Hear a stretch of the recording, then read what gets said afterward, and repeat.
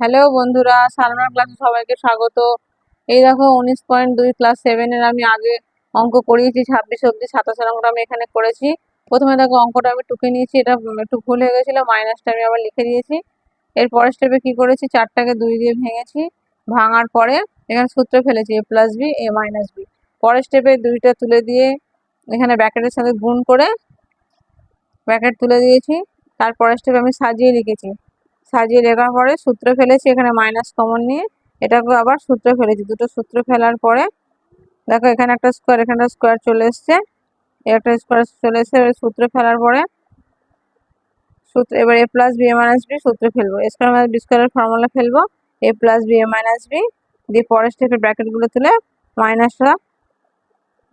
ব্র্যাকেটগুলো সরিয়ে দিলাম, দিয়ে মাইনাসটা গুণ করে দিলাম।